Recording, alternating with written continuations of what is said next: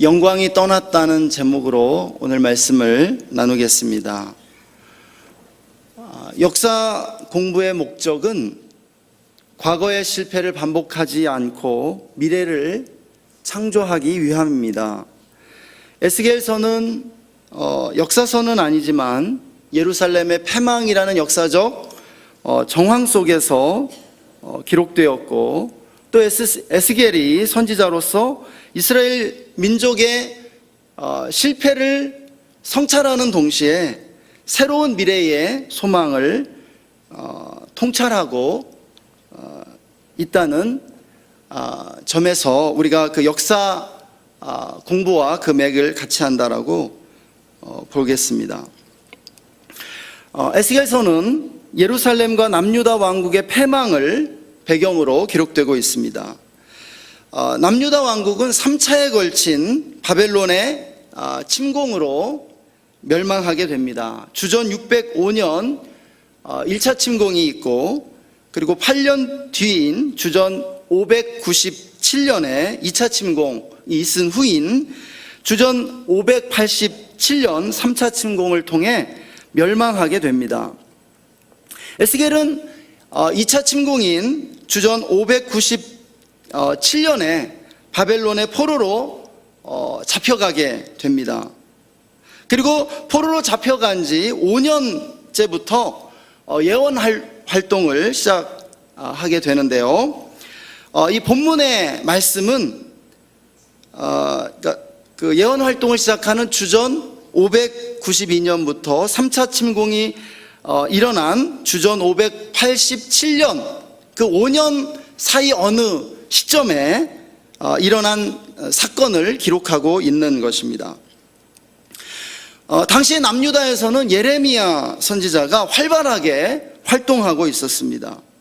예레미야 선지자는 남유다 왕국이 바벨론에 항복하는 것이 남유다를 향한 하나님의 심판이자 하나님의 뜻이라고 선언했습니다. 그런데 당시에 남유다 사람들은 이 말을 거부하고 바벨론에 대항하는 항쟁의 길을 가게 된다는 것입니다. 당시 남유다 사람들은 바벨론으로부터 자신들이 해방되어 평화를 되찾을 수 있으리라는 그러한 기대를 저버리지 않고 있었습니다. 우리가 오늘 말씀도 보면 그들이 이렇게 말했다라고 하는 것입니다. 예루살렘은 가마가 되고 우리는 그 속에 있는 고기가 되리라 라고 하는 것입니다. 가마 속에 있는 그 고기처럼 이스라엘 백성들이 안전하리라, 그렇게 우리가 안전할 거야, 하나님이 우리를 버리지 않을 거야 라고 하는 그러한 기대를 끊임없이 말하고 있었다라고 하는 것입니다. 그런데 에스겔 선지자가 말하는 것은 바로 그렇게 말하는 것, 그러한 기대를 품는 것이 하나님의 말씀에 대한 불순종이라고 하는 것이죠. 당시 바벨론에서 포로 생활을 하고 있던 에스겔은 이제 에스겔서 10장과 11장에서 하나의 그 환상을 보면서 그 환상을 이스라엘 백성들에게 들려줍니다.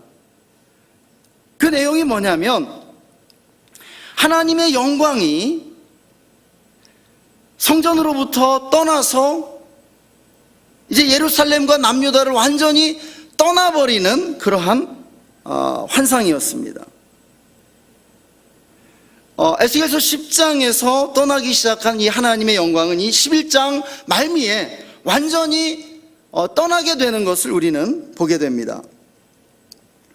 에스겔은 10장에서 이 하나님의 영광이 처음에 성전의 지성소에 머물고 있는 그러한 모습을 보게 됩니다. 그런데 이 하나님의 영광이 지성소에서 성소로 이동하게 되고요, 또 성소에서 성전 문지방을 넘어서 서서히 이동하는 모습을 발견하게 됩니다.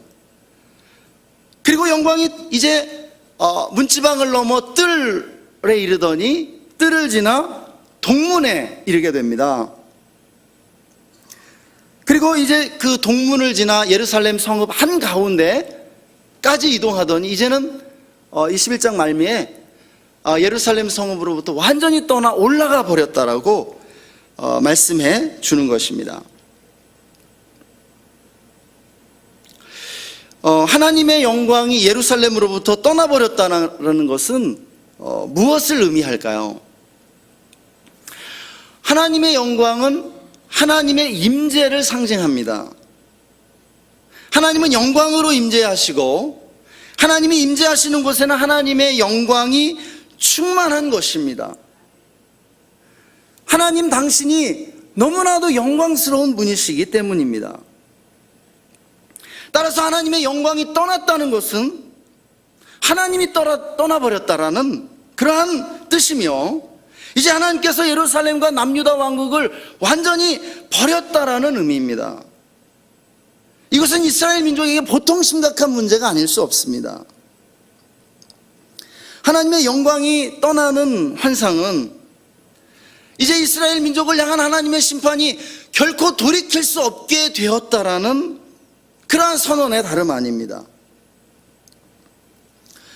하나님의 영광이 떠난 남유다는 결국 바벨론에 의해 철저히 짓밟히고 멸망당하고 맙니다. 하나님의 영광이 떠난 예루살렘의 성전은 회파되고 무너져 버립니다. 하나님의 영광이 떠난 유대인들은 바벨론 군대에 의해 유린되고 짐승처럼 학대당하면서 벌거벗은 채 노예로 사로잡혀가게 되는 것입니다. 우리는 여기서 하나님의 영광이 떠난 삶, 하나님의 영광이 떠난 가정, 하나님의 영광이 떠난 교회, 하나님의 영광이 떠난 나라와 민족을 생각해 보아야 합니다. 더 이상 하나님이 임재하시지 않고 하나님이 떠나버리는 것이죠. 하나님의 영광이 사라져버린 것입니다. 여러분, 그러한 개인과 가정과 교회와 국가는 어떻게 되겠습니까? 더 이상 하나님이 보호하시지도 않고 함께 하시지도 않으며 예배를 받지도 않으시는 것입니다. 하나님이 떠나서 다시는 돌아오지 않는 상태, 하나님이 버린 상태로 남게 되는 것입니다. 여러분, 하나님의 영광이 떠날 때 우리가 어떻게 되리라고 생각하십니까? 모든 것이 망해버리는 것입니다. 그 어떤 소망도 없고 미래를 기대할 수도 없는 상태가 되는 것입니다. 우리나라를 생각해 보면은 사실 우리나라가 5,000년 역사 내내 사실 헐벗고 굶주리고 배고팠습니다. 그리고 늘 실패의 연속이었죠. 우리나라의 역사가 패배의 역사였습니다. 늘 주변 강대국에게 억압당하고 주변 강대국을 섬겨야 하는 그러한 나라였습니다.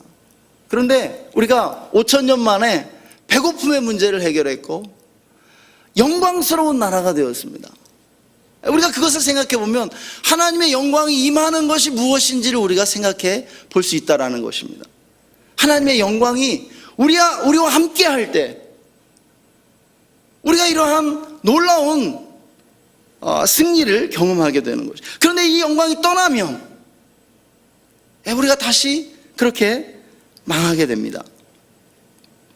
그럼 우리 그리스도인들이 가장 원하고 열망해야 하는 것이 있다면 하나님의 영광이 임하는 삶이요, 하나님이 함께 하시는 삶인 줄로 믿습니다.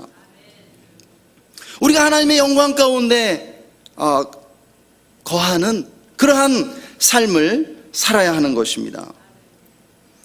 하나님의 영광이 없이 사는 것, 하나님이 함께 하시지 않는 삶은 우리 참된 성도들에게 아무 의미도 없기 때문입니다. 저는 하나님의 영광이 떠나는 환상을 통해 세 가지를 살펴보고자 합니다. 첫째, 하나님의 영광이 왜 성전과 예루살렘으로부터 떠나버렸는가 먼저 살펴보고자 합니다. 본문에서 에스겔이 남유다를 향해 실패와 하나님의 심판을 선포한 것은 처절한 자기 성찰을 위한 것입니다. 에스겔을 비롯한 선지자들은 시종일관 이스라엘 민족의 두 가지 죄악을 규탄해 왔습니다. 첫째, 우상숭배입니다. 둘째는 도덕적 타락입니다. 그런데 이 둘이 사실은 동전의 양면과 같습니다. 이스라엘 민족에게 먼저 항상 문제가 되었던 것은 10계명의 제1계명과 제2계명이었습니다. 나 외에 다른 신들을 내게 있게 말지니라, 1계명이죠. 그리고 우상을 만들지 말며 섬기지 말라, 2계명입니다. 여러분, 여기서 모든 문제가 시작된 것입니다. 일단 하나님 외에 다른 신을 섬기고 우상을 숭배하기 시작하면 도덕적 타락과 사회적 불의는 자연스럽게 그 뒤를 따르게 되어 있다는 것입니다. 이것이 우상숭배의 결과이고 우상숭배의 참상이라는 것입니다. 왜냐하면 사람들은 자기가 예배하는 그 신을 닮아가게끔 되어 있기 때문입니다. 우리는 이 사실을 통해 오늘 우리 자신을 살펴보아야 합니다. 지금 우리는 안전합니까? 하나님의 영광이 우리에게 머물러 있습니까? 우리의 죄악이 하나님의 영광을 내쫓고 있지는 않습니까? 우리 개인과 가정과 교회와 나라를 살펴볼 수 있어야 합니다. 우리 안에 들어와 있는 그 죄악들이 하나님의 영광을 지금 멀리 떠나보내고 있는 것은 아닌지 하는 것입니다. 둘째로 우리는 하나님의 영광이 떠나가는 과정을 살펴보아야 합니다. 하나님의 영광은 하나님의 성전 지성소에 머물러 있었습니다. 그런데 그것이 문지방으로 이제 지성소에서 성소로, 성소에서 문지방으로, 문지방에서 뜰로, 다시 동문으로, 동문에서 성읍 한가운데로, 그리고 성읍에서 완전히 떠나 올라가는 그러한 순서로 진행되는 것입니다. 그런데 이것이 사실은 굉장히 서서히 진행돼서 하나님의 백성들이 거의 깨닫지 못할 정도였다라는 것이죠. 우리가 이것을 시간적으로 생각해 보면 이사야 선지자가 예언 활동을 시작하는 주전 700년 정도부터라고 생각해 보아도 좋게 100년 정도의 시간이 걸렸다라고 할 수 있습니다. 그만큼 하나님은 당신의 백성들을 향해 오래 참으십니다. 그러나 하나님의 오래 참으심은 결코 경홀히 여길 수 없는 것입니다. 하나님은 오래 참으시지만 죄에 대한 심판은 반드시 이루신다는 것을 우리는 볼 수 있습니다. 사람들은 자기도 모르는 사이에 죄에 서서히 물들어갑니다. 내가 언제 이렇게 죄에 물들었는지 깨닫지 못할 정도로 그렇게 아주 서서히 물들어가는 것이죠. 타협해가는 것입니다. 이와 마찬가지로 사람들이 미처 깨닫지도 못하는 사이에 하나님의 영광이 서서히 떠나간다라는 것입니다. 그러므로 우리는 우리가 어디에 서 있는가를 살펴보아야 합니다. 우리 자신을 살피고 하나님의 영광이 나 개인과 가정과 교회와 사회에서 지금 떠나고 있지는 않은지 살펴야 하는 줄 믿습니다. 셋째로 하나님의 영광은 어떻게 돌아오는지 살펴볼 필요가 있습니다. 에스겔서는 떠나간 하나님의 영광이 돌아오는 비전으로 마치게 됩니다. 에스겔서의 그 시작은 하나님의 영광이 떠나는 것으로 시작하지만 그러나 에스겔서가 마칠 때는 그 하나님의 영광이 귀환하는 것으로 그 영광스러운 비전으로 마치게 됩니다. 40장부터 48장에 걸쳐 하나님의 영광의 귀환과 새 성전, 회복된 이스라엘 나라의 비전을 보여주는 것입니다. 마지막 구절인 에스겔 48장 35절 말씀은 이렇게 끝납니다. 그 사면의 도합이 1만 8천 척이라.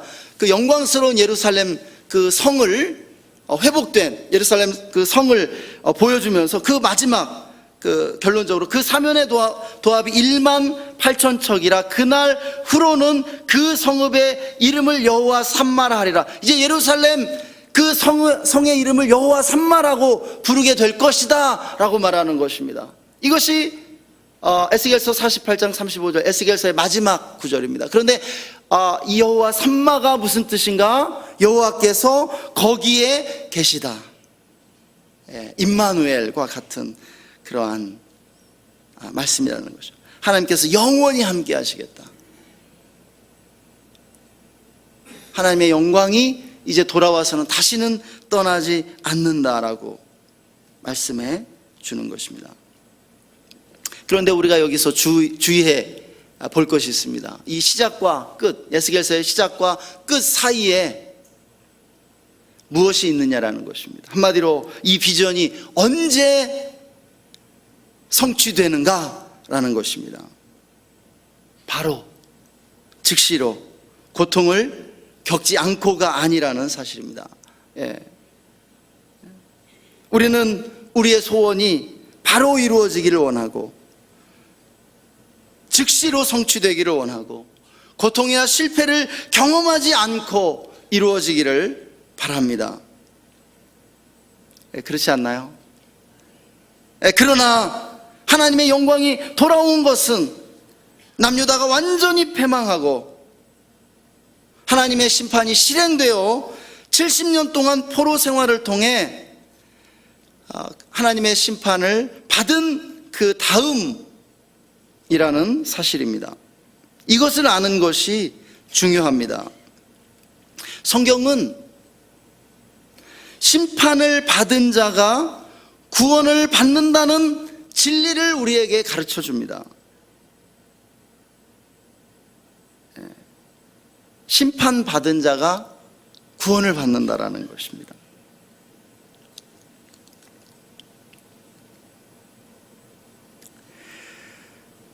고난받은 자가 하나님의 그 구원을 받는다는 것은 얼마나 심오한 진리입니까?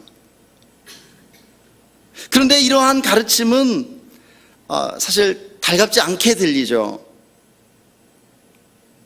별로 그렇게 달갑지가 않습니다. 내가 구원을 받긴 받는데 내가 먼저 심판을 받고 내가 먼저 고난을 받아야 한다니. 나는 어려움 없이 살고 싶고 나는 고난 없이 하나님의 이 풍성한 축복을 경험하고 싶은데 그것이 우리의 마음입니다. 그렇지만은 고난은 죄를 내쫓고 정결케 하는 그러한 능력이 있는 줄 믿으시기 바랍니다. 그러므로 하나님의 뜻대로 고난받는 분들이 있다면 소망을 가지시기를 축복합니다. 하나님을 신뢰하고 순종하는 자들에게 고난은 저주가 아니라 항상 축복으로 변화된다는 것입니다. 여기서 중요한 것은 하나님의 백성이 고난을 통해 죄로부터 정결케 된 후에 하나님의 영광이 회복되었다라는 것입니다. 그러므로 하나님께서 우리에게 고난을 받아야 한다고, 네가 지금 이 어려움을 통과해야 한다고 말씀할 때 이스라엘 백성들처럼 고난을 회피하려고 하고 하나님의 심판을 거부하려고 하지 마시기를 바랍니다.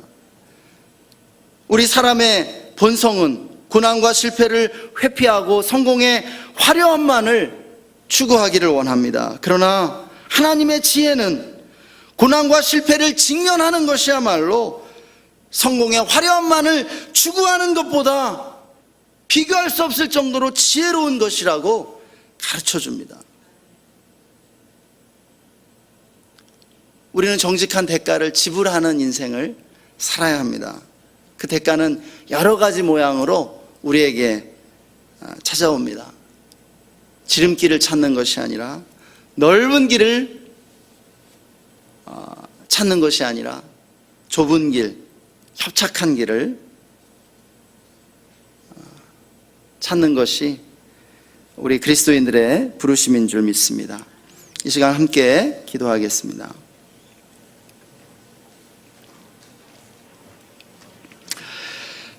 이 시간 우리가 좀 잠시 하나님의 말씀 앞에 잠시 침묵하며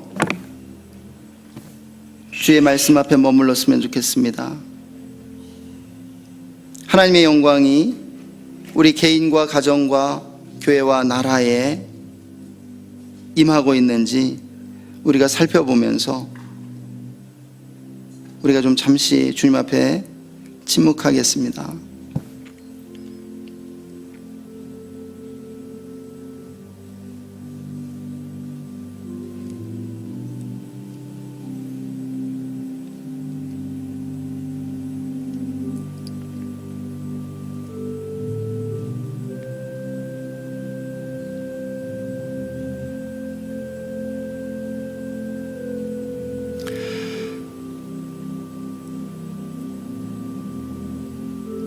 이 시간 우리 계속해서 말씀을 적용하면서 기도합시다.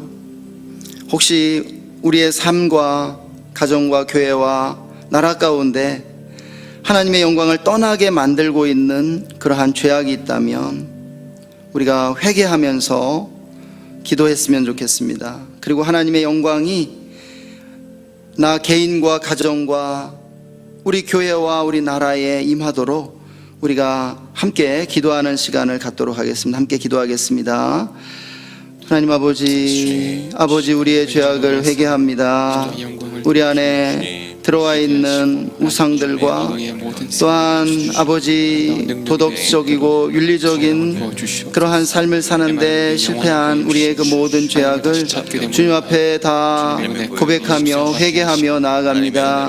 아버지, 정말 하나님의 영광을 우리로부터 떠나가게 만들고 있는 아버지 우리의 죄악들, 우리 가정과 교회와 나라 가운데 있는 그 모든 죄악들 이 시간 다 용서해 주시고 불쌍히 여겨 주시길 원합니다. 분열의 죄악, 또 아버지 정말 우리 가운데 있는 그 모든 다툼과 여러 가지 아버지 죄악들, 또 우리나라 가운데 있는 그러한 여러 가지 학대와 사회적 불공평과 불의들 하나님 긍휼히 여겨주시고 또한 용서해 주시기 원합니다. 완악하고 음란한 아버지 우리의 죄악을 주님께서 깨끗이 용서하시고 정말 하나님의 영광이 아버지 우리의 삶과 또 가정과 교회와 나라에 정말 충만하게 임하기를 원합니다.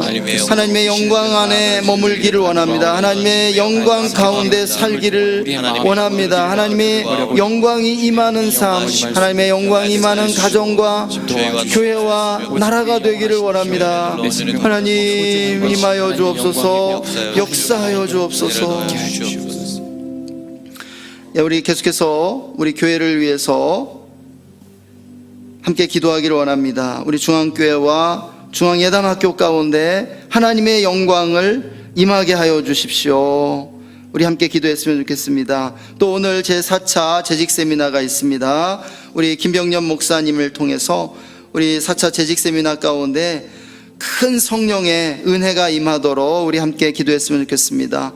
또 우리 9월 6일부터 진행되는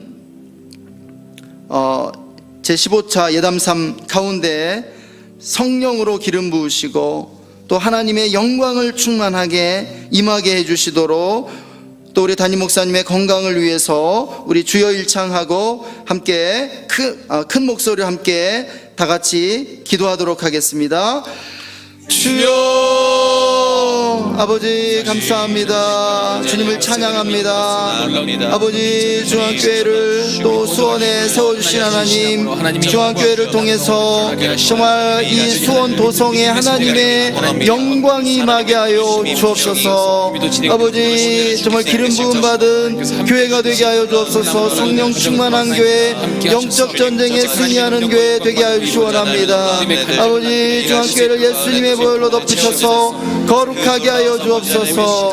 아버지 광교회 건축 중인 우리 중앙예담학교 안전하게 공사가 이루어지게 하여 주시고 정말 아버지 완공이 아버지 정말 형통하게 이루어질 수 있도록 축복하여 주시기 원합니다. 하나님의 영광이 임하는 교회, 하나님의 영광이 임하는 중앙예담학교가 되게 하여 주옵소서. 오늘 제4차 재직 세미나 통하여 아버지 성령의 큰 은혜와 감동이 우리 교회에 임하게 하여 주시고 우리 교회 모든 재직들과 성도님들이 큰 은혜 받고 영적으로 충전되는 놀라운 아버지 은혜의 시간이 되게 하여 주옵소서. 김병년 목사님을 축복하여 주시고 기름 부어주시기 원합니다.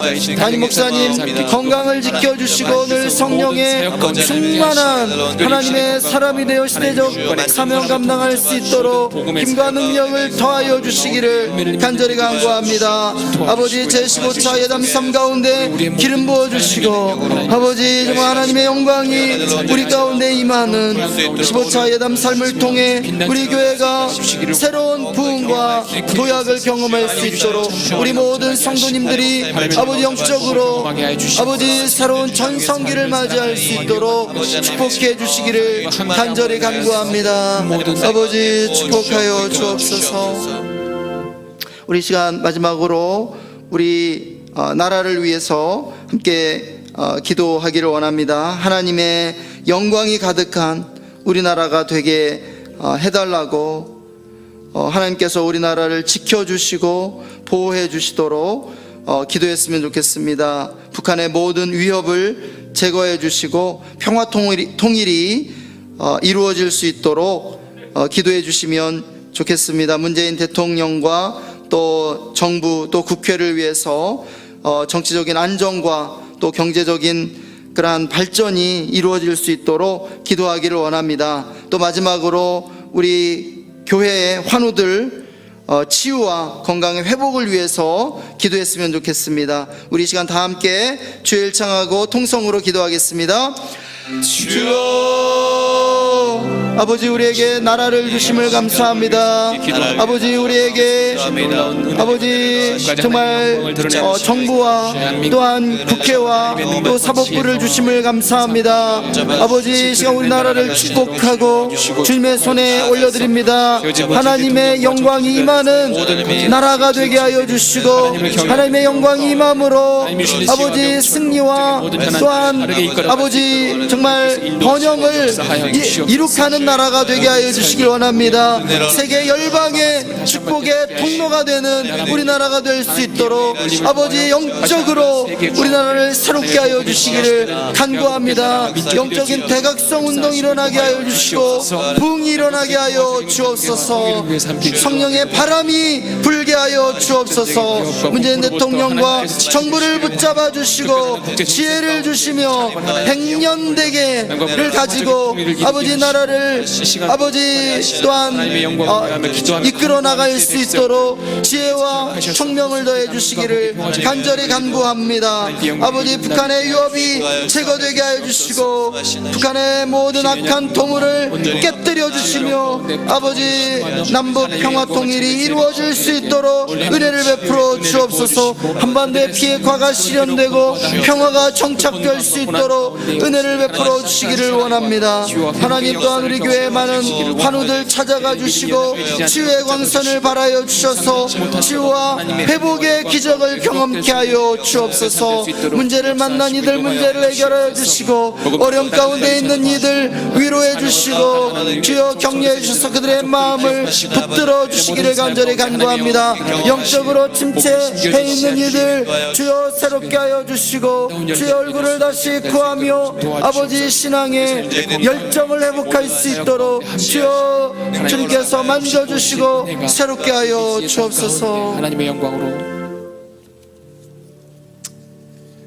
우리 고현웅 장로님, 방경원 권사님 헌금 드리셨습니다. 우리 백광원 성도님 또 전하령 집사님 헌금하셨습니다.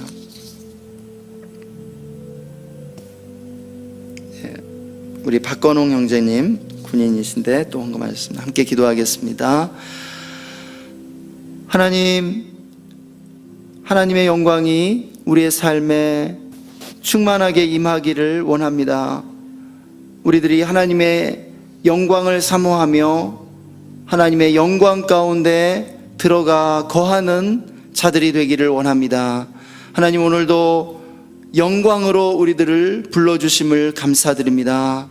이 시간 우리의 삶을 주님께 올려드립니다. 오늘 하루도 예수의 이름으로 승리케 하여 주시고, 예수 믿는 믿음이 세상을 이기는 것을 경험할 수 있도록 우리 모두를 축복하여 주옵소서. 중앙교회를 늘 지켜주시고 또한 하나님의 영광을 임하게 하여 주시기를 간절히 간구합니다. 하나님, 우리 모두가 하나님이 뜻하신 자리, 하나님이 뜻하신 일을 이루는 하나님의 백성 되게 하여 주옵소서. 오늘도 기도하고 간구하는 모든 성도님들의 기도와 간구 다 응답해 주시고 마음의 소원을 이루어 주시기를 간절히 간구합니다. 오늘도 우리 예배를 받아주심을 감사하며 존귀하신 주 예수님의 이름으로 기도드립니다. 아멘.